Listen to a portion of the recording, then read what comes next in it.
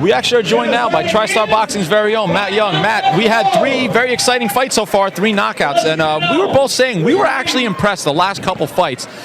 Hilly's a kid that is now 5-0. Reed was a pro debut. Both guys showed a lot of poise. I was impressed with their boxing ability. Neither one of them showed nervous energy at all.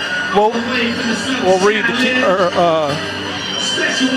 Raul Garcia, the kid from Oklahoma, that fought Hilly, he's an MMA fighter, so he's got several MMA bouts, so he knows what he's doing. Yep. Hilly was I want to say a 2-time national amateur champion, a ringside world champion. The kid's got the pedigree. We just got to see where he steps up in the future, and sky's the limit. And one thing to be commended on your fight cards is even the fighters that aren't like the up-and-coming prospects, they come to fight. Adrian Thomas, Raul Garcia. I mean, how do you find these guys? They really come to fight. You got to look hard. You know, that's one thing we try to do. You know, we always try to put a bout on the card where we put 2 journeymen together, which was our first fight with Draper and Sunkett. We try to get back. These guys don't get opportunities to get wins, so we try to do that for at least one fight. And that's one of the things we were speaking about. You know, Draper, again, has fought world-class opposition. He's fought a number of top fighters. You know, and a guy like that, this probably means the world to him, since he doesn't often get the chance to fight at home and fight in front of a crowd, you know, where he is the A side. So exactly, that's definitely a big thing for Draper. And I know you said that he actually ended up bringing a good little crowd with him from Memphis. He did. He was born in Memphis, moved to Indianapolis, relocated to Nashville. Now he's I want to say a sergeant in the U.S. Army. Good man. Good man. And you know, he's in his early 40s, so he's on the downhill side of his career, and you know, he wants to go out with a bang, and we want to give him a shot. So that's good. So is he calling it a career from here? Or? No, I think he's going to fight a few more times. He lost a really close decision on our last fight, and so we wanted to, you know, get him back, and we wanted a rematch with Yolexi Martinez, but Yolexi has retired now. Okay, that was my next question.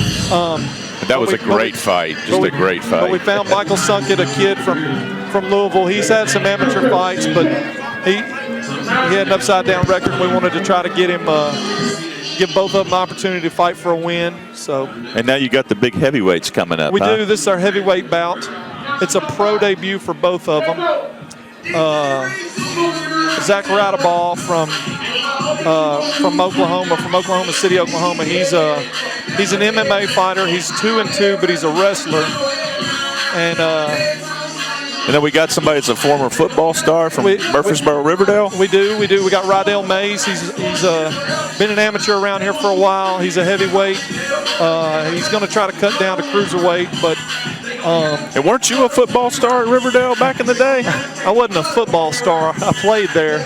I was behind a first team All-State, so I abused a lot in practice. But well, I know fight fans in Middle Tennessee are very, very grateful for what you've done with TriStar Boxing. So thank you from the bottom of our hearts. That's actually how I got hooked up with our video producer, Stuart Montgomery. He videoed me playing football growing up, so that's how I got hooked up with him. And he videos numerous sporting events all over the place. Does an excellent job. Yeah, the Stork is a legend. Yes, he is. A great guy. Yes, he is. Love Stork Vision. So here comes Rydell, representing the Kevin Byard Middle Tennessee jersey, Tennessee Titans. Absolutely. I like to see that. You know, with the exciting thing about heavyweight boxing, it can end with one punch. It can. We're gonna see a good heavyweight bout. You know, typically we don't have heavyweight bouts on TriStar shows just because we don't have the heavyweight fighters here locally. So, Matt, we were just talking about heavyweight boxing. It can end with one punch, can it? It can, you know, and I mean, you look right now, you know, we were talking about heavyweights. Deontay Wilder has an ultimate eraser, and he's able to erase his fundamental flaws with that dynamic power. So we've got some big guys in the ring right now. I know that, Matt, you were telling me that we've got a couple local guys. Yeah, one of these guys was a former football star at Murfreesboro, Riverdale, Matt's hometown. Yep, so. He was a state champ football player in the red corner right here. He played at the same high school as you, right? He did. Who was the better football player, you or him? Well, I graduated. I'm a little older. In your prime, because I know he told me he played a year at Tuscaloosa College, I believe it's pronounced. He played a year of college football. Yeah, he did. He did. So who was better? Who was better on the field? Matt Young or probably Rydell. I wasn't there at the same time, so I'll give it to him. He's got the younger age on me. Yep. So how did I know he said he had 4 amateur fights, and it sounds like he spent a little bit of time in the gym and did a lot more learning in the gym than actually having amateur fights. He did, and a lot of sparring, and that's what, when you're older, it's harder to get amateur fights. So, especially in the open division, and he felt it was time. His coaches felt it was time. So let's see what we got. Yeah. Yep, and he did tell me, that he had done some sparring with Caleb Plant. Against smaller guy, but Caleb Plant's about to fight for a world title, so you definitely make up for lack of amateur fights by sparring against some world-class guys. And I know Senag Becko's another good fighter who had spent some time in the ring with him. A couple of weeks ago, I told Sen, I said, I need you to go over to the Club KO in Laverne. I said, I need you to give my heavyweight some sparring. He kind of did a double take to me. Good left that should have been a knockdown. Yep. Good call by the referee. The ropes held him up. Anthony Bryant, good referee. Good call by the referee. Phenomenal referee. He's been doing it for a long time. Yeah, I've seen that miss before, but the ropes definitely kept him up. So, good job of the referee. And I'm not going to lie, I'm going to be honest, due to Rydell's limited amateur experience, I didn't want to put him in against a killer the first go around. So, he looks very composed, though. He does. He nice looks southpaw stance. He's got a good left hand. He's good strong. Straight left. He's very strong too. I could just tell physically he's a strong guy. So I could just tell that from the punches he's throwing, is that he has definitely has a natural strength to him, whether it's from football or weightlifting or anything. I definitely see it. He did. Hopefully he can start bringing the big crowds out here, being a big heavyweight in Nashville. That's what we need. So I'm sure you wouldn't be opposed to him selling a bunch of tickets for you. No, not at all. Not at all. It is true, when there's a popular heavyweight champion, everybody loves boxing, right? Heyday of Mike Tyson. Everybody talked about boxing. Absolutely. So what do you know about the opponent? I was looking to speak with him, didn't get a chance to talk with him. He's 2-2 in mixed martial arts. He from Oklahoma City, Oklahoma, as a pro. But this is his pro debut boxing. So. Well, I'm going to go with a little bit of a double meaning here. He's showing a good beard in his ability to take a punch, and literally the beard that has protected him. So he's definitely game. He got stunned, he got hurt before, but he's still in there. He's good left hand. Good straight left hand. Look at him, though. He's tough. He's resilient. He bounced right back up to get his mouthpiece. Came to fight. Yeah, he didn't even worry about the 8 count. He's trying to get his mouthpiece. Well, like I said, these MMA guys come to fight. What they sometimes lack in technique, they definitely have in heart. Even in the last couple fights, we had some of these MMA guys. They were very game, and they came to fight. They didn't stay down. We've seen fights where guys are overmatched and they just stay on the canvas, but none of the guys have done that. The underdogs per se have all come to fight, and they've all given a legitimate effort to try to win. And hopefully with Rydell, he'll get back in the gym immediately after this and keep moving forward and keep staying sparring. The Peterson brothers, they live in the gym. All they do is spar. Is he a guy that you're looking to bring back and kind of build up in this heavyweight division? I am. I always try to give a hometown kid a shot, and this is it. This is the shot, to bring him in. No, see, that's a mistake. That's a mistake. Protect yourself at all times. The referee has to call for a stop. See, that was a mistake right there. I don't know if he was looking for a way out or he just didn't know the rule. But if you look at that, Radebaugh had his mouthpiece come out. He was like, hey, mouthpiece out, mouthpiece out, mouthpiece out. Oh, it was Rydell, yeah. Yeah, and Rydell was like, no, we're still fighting. And the rule is until the referee stops it, you must protect yourself at all times. And Rydell didn't stop. I thought it was the other guy's mouthpiece. Yeah. This might be over soon. Rydell seems to land that straight left hand at will. I thought that was a knockdown. Ruled it no knockdown. Oh, mouthpiece got dropped. But it looks like Rydell could end this fight pretty soon. Oh. Might have been bailed out by the bell there, but it really looks like Rydell is having his way and could probably end this fight at any time he wants to. What's Radebaugh got to do here to get back into it?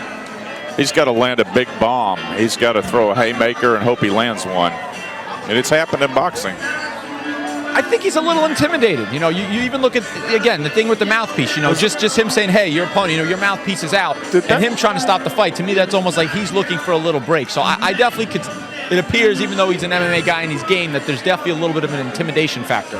I was working a fight a couple years ago in Franklin, Tennessee, and there was a local heavyweight prospect named Michael Bissett. He was dominating the fight against a local MMA guy named Matt Brown. And Matt Brown dropped the hammer in the 4th round and dropped Bissett and ended up getting the decision. So anything's possible. Absolutely. So Did that not seem It's heavyweight boxing, baby. So he ended up beating Bissett in that fight. Wow. He did. Tough guy. You know, I know Bissett. I know he splits time between this area and also up where I live now in Florida. So he's another guy. Kind of like a his name just split my mind. An opening battle, like a Draper. You know, doesn't have the best record, but has fought really good opposition, and you know, a guy who doesn't always get those hometown showcases. Yeah, it comes to fight. Yeah, for sure. Always comes to fight. Oh, Bissett's super tough. You know, he went the distance, Matt, with one of your buddies. Mike Wilson. Mike Wilson, who's a world-class fighter and was one of the best heavyweight amateurs. So went the distance with him. The WBA, the NABO or the WBA NABA cruiserweight title holder right now. Did that first round not seem like the longest first round? It did seem a little long, but I think it's pretty short until this fight is over. I think next time a big punch lands or he drops him or stuns him, anything, I think they're going to look to stop this fight because it's been all one-way traffic. I once worked a fight that had a 7-minute round. The timekeeper was enamored with the ring card girls, and the fight kept going. That's it. That's it right there. Good stoppage. Wow. Impressive. Well, good job by Rydell, taking care of business in his pro debut. Absolutely. He came out and just overpowered Radebaugh right there. A good fight for him in his pro debut, absolutely. And the crowd loves it. This is standing room only. I mean, this is a packed crowd, Matt. Well, thank you. We worked really, really hard to pack the house and bring good quality boxing back, you know. And you've done so to be commended for it.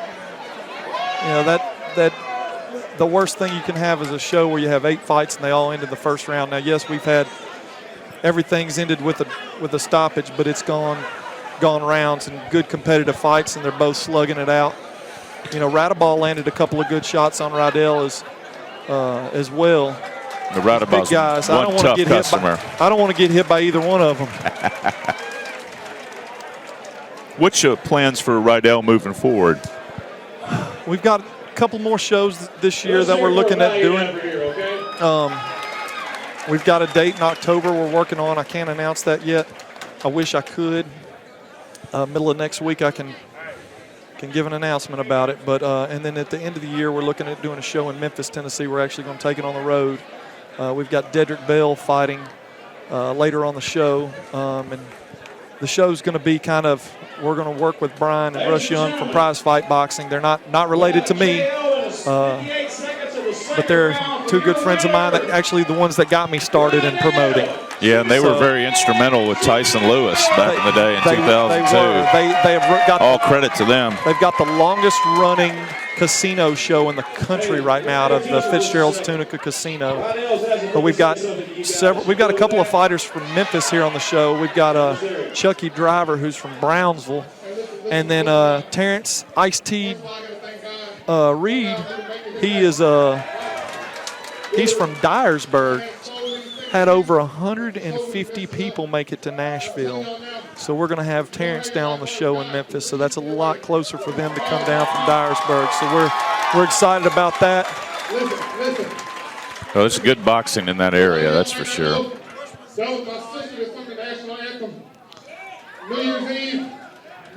Rydell talking to the crowd. Little bit of history right here. Yeah, a little story about his sister right here.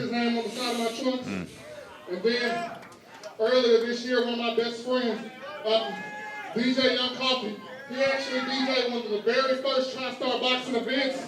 He did. Passed away earlier this year. Yeah, DJ Coffee, who did our second show when Cliffy wasn't here.